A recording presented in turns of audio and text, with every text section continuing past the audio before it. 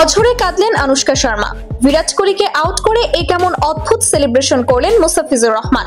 দর্শক, আইপিএল এর 18তম আসরের ফাইনাল আজ, যেখানে মুখোমুখি হয়েছে দুই চিরচেনা প্রতিদ্বন্দ্বী রয়্যাল চ্যালেঞ্জার্স বেঙ্গালুরু ও পাঞ্জাব কিংস।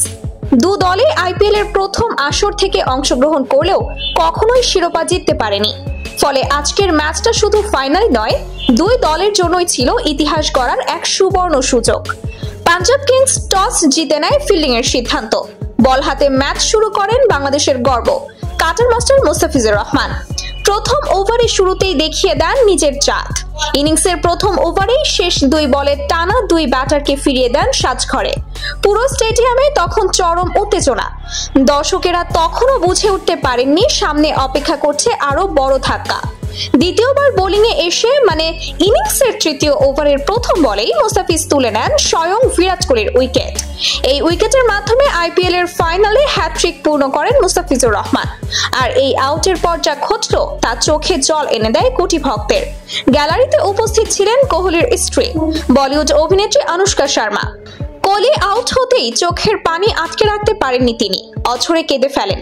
বারবার মুখ ঢাকতে থাকেন হাত দিয়ে। মুস্তাফিজের এমন পারফরম্যান্সে স্তব্ধ পুরো আরসিবি ডাগ আউট। তবে এখানেই থেমে থাকেননি ফিজ। পরে বোলিংয়ে আসেন 18তম ও 20তম ওভারে। এই দুই স্পেলে আরো দুইটি উইকেট তুলে নিয়ে ম্যাচে মোট 5 উইকেট শিকার করেন মুস্তাফিজুর রহমান। ফাইনালের মতো বড় ম্যাচে তার বোলিং ফিগার দাঁড়ায় 4 ওভারে মাত্র 10 রান দিয়ে 5 উইকেট। ক্রিকেট বিশ্লেষকদের মতে এটি আইপিএল এর ফাইনাল ইতিহাসের অন্যতম সেরা বোলিং পারফরম্যান্স। ম্যাচ শেষে মুস্তাফিজের প্রশংসায় ভাসছে গোটা ক্রিকেট বিশ্ব।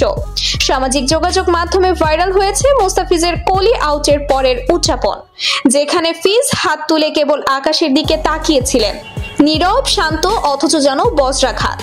বাংলাদেশের ক্রিকেটের জন্য এটি এক অনন্য গর্বের মুহূর্ত। বিশ্বমঞ্চে আবারও প্রমাণ করলেন মুস্তাফিজুর রহমান তিনি শুধু একজন বোলার নন, তিনি একা একটা ম্যাচ ঘুরিয়ে দিতে পারেন। এমন আরো চমকপ্রদ খেলার খবর জানতে অবশ্যই সাবস্ক্রাইব করুন আমাদের চ্যানেলটি।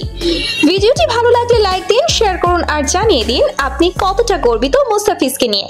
আজকের মতো এখানেই শেষ করছি। আল্লাহ হাফেজ।